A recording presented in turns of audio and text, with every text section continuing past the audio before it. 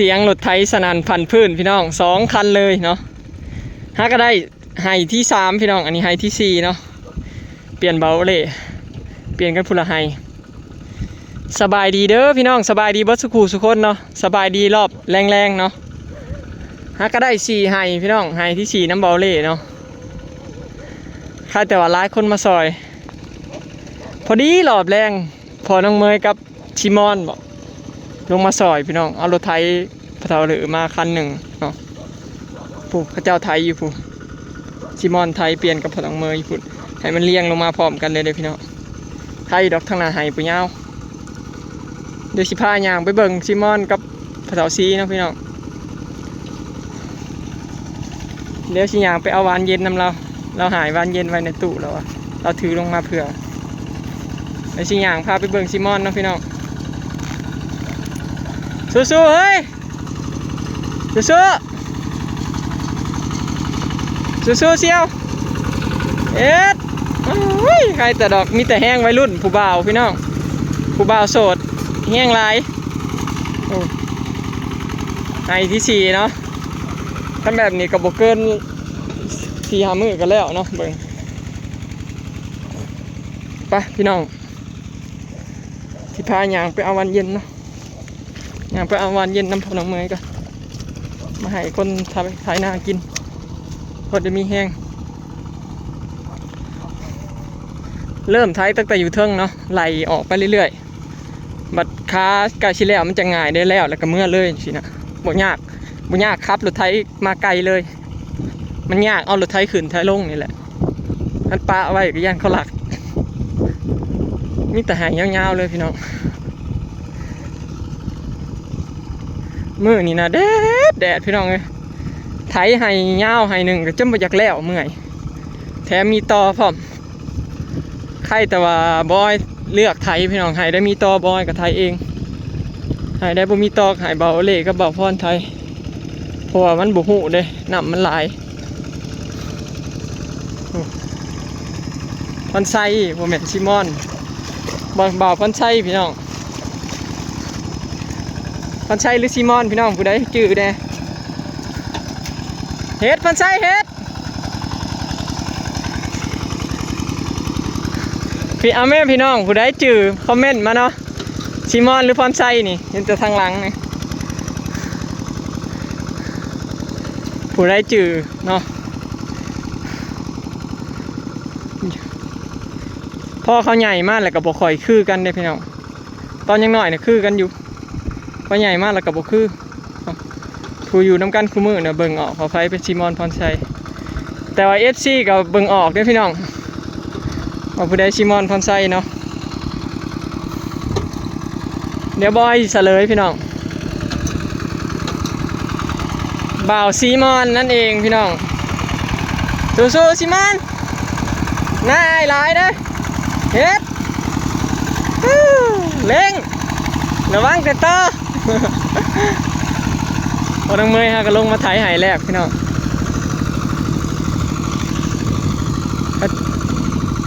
เห็นบ่าวซิมอนเด้อพี่น้องผู้ใดบ่เห็นซิมอนเพิ่นใส่มาซอยเนาะเรามาซอยแล้วพี่น้องเอารถไถมาพร้อมรถไถ2 คันสิแล้วว่าอยู่เนาะพอค่ำมาพอแดดบดไข่แน่พอมีแห้ง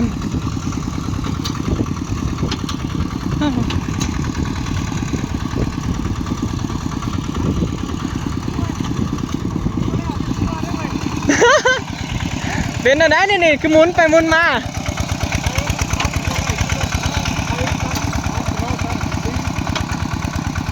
ไอ้บริมวนคือรถห้างนี่ดุดไปรถห้างไปได้ครับมันเป็นโค้งไทยไหมมันซีนี่มันกลับแตกฟัดหันไม่เยอะเถอะอันนี้เขาแตกซีไทยเนี่ยวันหน้าน้ำทีมพอน้องเมย์พี่น้องรอบแรงน้ำทีมมันยืมรถไปมากนะมันไปกับไปซอยมูจอมซอยผู้สาวของมูพรไส้นะบ่าวพรไส้นะพี่น้องไปซอยผู้สาวหมู่ไปซอยไปไทยหน้าซอยหน้าผู้สาวหมู่เพิ่นไปนำกันกับหมู่เพิ่นนั่นแหละไปซอยผู้สาว ป้าดบ่ฟันไส้คือคักแท้วะ ไส้ติเว้นกันนั่นนี่แหละพี่น้องบ่าวฟันไส้นะ วางดีเงินน้ำไทยบ้านเนาะ จัก วางดีน้ำหมูหรือวางดีน้ำผู้สาวหมู เขาป้ากันบ่ได้เด้หมู่ไปทั้งไรก็ซอยกันเด้เวลาของเพิ่นกับหมู่มาซอยเด้ หมูมาซอยเพิ่นพี่น้องจังแล้วมือเดียวนะไทยหน้านะแล้วบ้านนี้เพิ่นก็ได้ไปซอยหมูยังว่าได้พ่อเฒ่าอันนี้ไปซอยหน้าผู้สาวหมู สามหมู่ก็คือหมู่ของ ผู้สาวหมูก็คือผู้สาวเฮานี่แหละเนาะ จัวเอ้า แต่เขาบ่จักรถน่ะมันมานี่น็อตมาเบิดพ่อเขาบ่ได้เบิ่งนำเด้ ใครอยู่มันรอบบ่ออก มันคันน่ะออดเพิ่น8โต มานน็อตเบิด8โตใครอยู่บ่เอาลงมาครับอันแลน็อตหลุดไปเลยนี่คือเอามาลาครับปีแล้วพี่น้องเกือบชั่วโมงคิงออก ใครตัวเนี้ยเห็นทัน รถเฮามันแล้วได้ไงมันไทย แม่นอยู่ ไทยบ่ได้โค้งไทยบ่ได้ เมื่อยได้แนวนี้นะเที่ยวแต่กำมันเลี้ยวรถไทย เกียนมึงไงเล่มึงได้ไทยมันรถกระบะอ่ะติดใจรถกันนะกระบะ ที่เมื่อยแล้วเที่ยวแต่กำเลี้ยวนั่นเนี่ยกำเลี้ยวแตกอยู่ มันมองรถมันมองตั้งเป็นทหาร3นะ ท่านรถไทยปั๊บบ่ได้นั่นเมื่อยนะพี่น้องเที่ยวแต่กำเลี้ยว รถไทยเข้ารถไทยไปกับแบบนี้พงไทย อืม เจ้าคนรถก่อนเจ้ารถไทย ให้หนึ่งกับบ่แล้วจักเถื่อนั่นนี่ไทยจุดเมื่อยแล้วนั่นทางผู้ได้ไว้ได้แป๊บเดียวสิแล้วเด้ไปมาเบาเล่ไทยตำลังนี่สิแล้วให้นี่แล้วก่อนให้นี่ ปีรถเนี่ยสิไว้ พกครึ่งของรถขนาดรถ ว่ารถไทย4เกียร์เนาะรถไทย4เกียร์มันไวกว่าหน่อยหนึง ไทยเอ็นปั๊บได้ปั๊บมันใหม่ นี่แหละพี่น้องเนาะเดี๋ยวบ่เฮิงกันแล้วคันรถไทยหลายคันนั่นนี่พอเราสีเปลี่ยนกับซิมอนบอย3คนกระเบาเล่ผมน้ำมันลายเลยเนี่ยบ่อยากเห็นพยายามไทยบ่ให้มันหามหมวกกระบ่ใส่ซิมอน ส่งกะสั่นหมวกก็บ่ใส่กุ๊บก็บ่ใส่ใส่แต่เสื้อแขนยาวปีนี้ฮักก็ได้ใส่แต่เสื้อแขนยาวพี่น้องปีแรกนี่ใส่ส่งขาสั่นเสื้อแขนสั่นปีหน้าบ่ได้จังสิใส่ส่งขายาวบางทรงปีฮื้อบ่ได้จังสิใส่หมวก เขาเริ่มใหญ่เป็นบ่าวแล้วพี่น้อง มาแล้วมีเช้านะ มีผู้แสบผู้สาวเลยบ่าวเพิ่นใส่แหงห่าวไปซอยผู้สาวผู้ไปไทยหน้าซอยผู้สาวผู้พี่น้องบ่ได้ธรรมดาปีนี้เห็นบ่พี่น้องลงไปนี่แมนเบิดเนาะหน้าเฮาลงไปจนหอดน้องผู้แล้วก็โง่ผู้ไปหอดพระเถาสร้างขึ้นผู้พูนขึ้นฮอดกกไม้ใหญ่นะแล้วก็โง่ลงมาเรื่อยๆผู้แล้วผู้หอดหนทางผู้พี่น้องหลายเติบเนาะ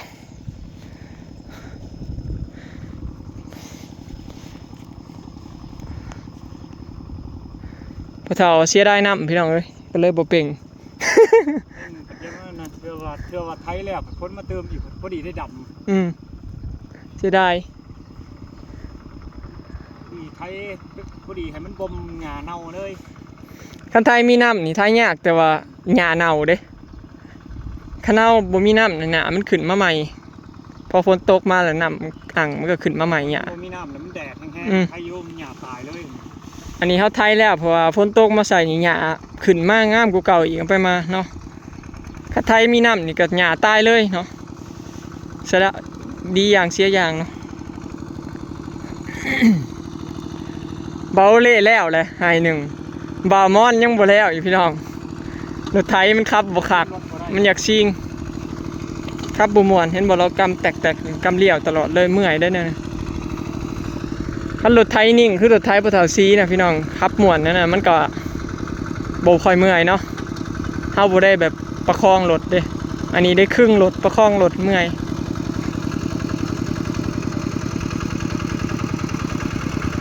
4-5 มื้อก็แล้วเนาะไทยหุ่นนาบ่เฮิงดอกบ่เกินทิศเนาะคัน ไทยเอาจริงเอาจังกับบ่เกินทิศดอกแต่ว่าเฮาก็บ่ได้พาวพี่น้องปีนี้ไทยไวคอยไทยไปทีละหน่อยนี่แหละซ้ำแห้งเมื่อยก็เศร้าเอาหวานเย็นก่อนนี่พี่น้องหวานเย็นเอาไป3 อันก็พอ น้ำนั่นเลยน้ำส้มน้ำอะไรก็กิน ได้หวานเย็นมาฝากเอาเว้ยหวานเย็น หวานเย็น เป็นไงหน้ากูคักอยู่หน้าเงา โอ้ยบ่คักปานใดพี่น้องมันจะต่ออะไร สิยากยังเฮ้ยเขาบ่อยากไทยหน้าต่อกะพี่หน้าโตกับมะก้น โอ้เฮาบ่เป็นเคยตัวเป็นเคยคนตัวล่ะ โอ้ย เฮามันเคยได้ เคยเด้อนะ ผู้ใดเป็นเคยกับผู้นั้นแล้วดูมันเนาะ โตบ่อยากมาเป็นเคยพี่บ่ เออเอาตัว เผื่อได้มาเป็นเคยพี่เด้ซะก็เฮ็ดไว้เนาะพี่น้องอยู่ดีๆว่าผีผักได้เป็นเคยอยู่พี่บ่ได้ก้นต่อคือเว้าแล้วน่ะ จบอีกแล้ว ลูกชายบ่ได้เมียดอก ได้บ่ทันบ่ต้องฮอด ลูกชายบ่ได้เมียดอกพี่น้องเอ้ยจักบ่มีคนเอาหรือบ่เอาเขาก็บ่ฮู้นี่ เงินขอเขาบ่ทันพ่อพี่น้องเลย สงสัยถ้าเอาเมียบัตรขาบัตรขาดองทองบาทหนึ่งบาทละ100,000พุ่นแหละบ่เลยจะเสียเมียตายโลดบาดอยู่ไปซุมื้อแฮงก็ได้เมียยากค้ำกับแพงแท้ บ่เงียนเฮาดอก ๆค้ำก็มีแต่ขึ้นบ่ ทำถึงด้วย สงสัยสิได้เอาค้ำไปค้ำมาแล้วกันเนาะ เดี๋ยวสิไปให้บ่าวพรเนาะบ่าวพรไทยเนาะป๊าดแดดขนาดพี่น้องเหงื่อไหลสะๆเลย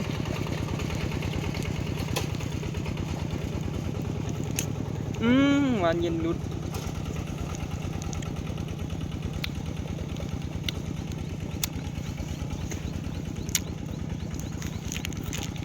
แค่ห้อม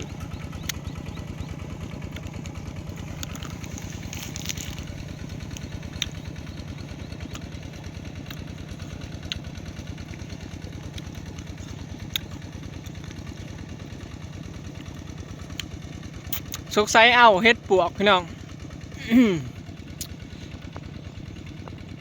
แดดวางช่วงเที่ยงนี้เข้าเจ้าได้เฮ็ดพี่น้องโมเมนต์2 กระตาผมบอกเจ้าไปได้ในห้างหน้าหลุมลงมาล้างบ้านเฮ็ดปวกกำลังจูมๆพี่น้องต้องใช้ยังออกอยู่เฮ็ดปวกเนาะยังเอาแดดอันนี้ออกบ่อนออกก็ออกเนาะพังเบิ่งมื้ออื่นคันว่างสิไปหาเฮ็ดพี่น้องคันเมื่อยใช่หน้าก็บ่ได้ไปเนาะคันว่ามื้ออื่นเพราะว่ายากใช่หน้ามื้อได้ว่างสิพาไปหาเฮ็ดพี่น้องแต่ว่าสลอยนะพี่เฮ็ดเขาเราไปอย่างเดียวเลย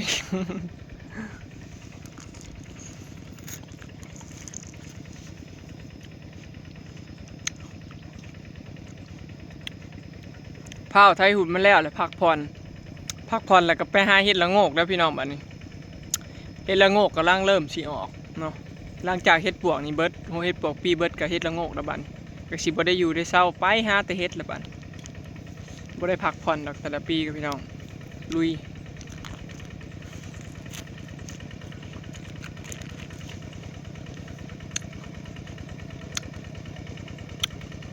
ปีนี้ไทยไวกว่าเก่าปีนี้สิได้ดำนาไว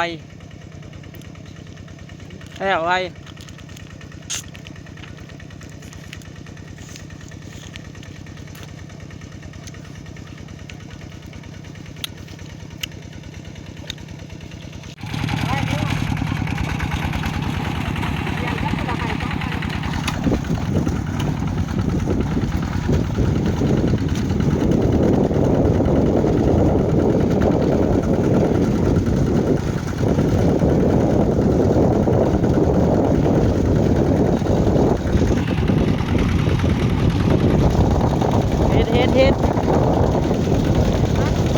เฮ็ด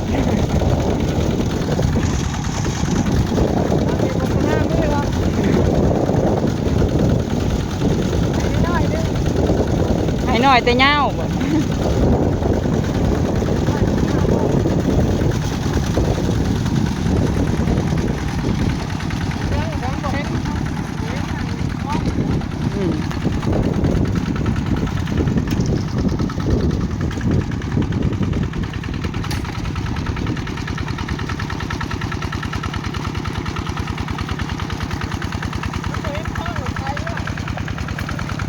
แนมยาก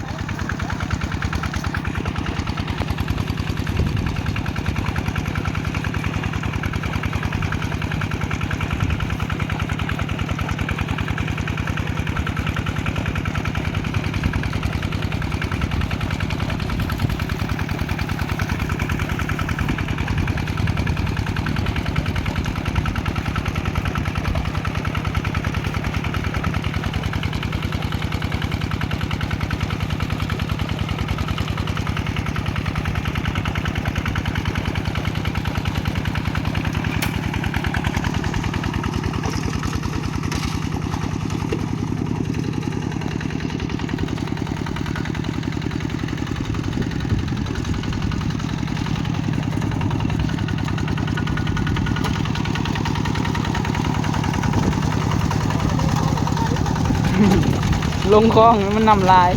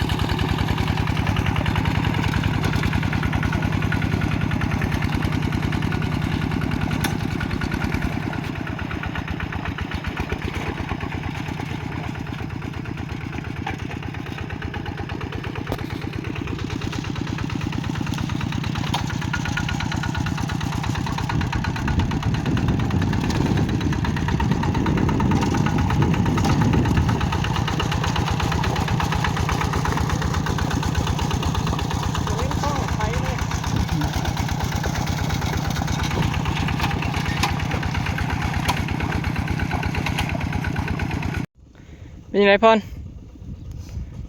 เป็นยังไงธรรมดาให้ย่ำให้เงาคักบ่เหยียดเลย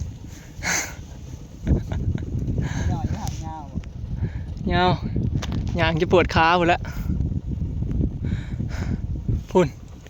ซิมอนกับปะเต๋าซีพี่เนาะแบ่งทีมกันคันรถไทย2 คันนั่นนี่ก็ไหวอยู่เนาะแบ่งกันไทยอันแต่ว่าสิเมื่อยแน่แต่ว่าแล้วไว้คันรถไทยคันเดียวก็บ่ค่อยเมื่อยเปลี่ยนกันหลายคนแต่ว่าซ่าเพื่อสิแล้วแต่เฮาก็บ่ได้รีบดอกพี่น้องปีนี้เฮาไทยไว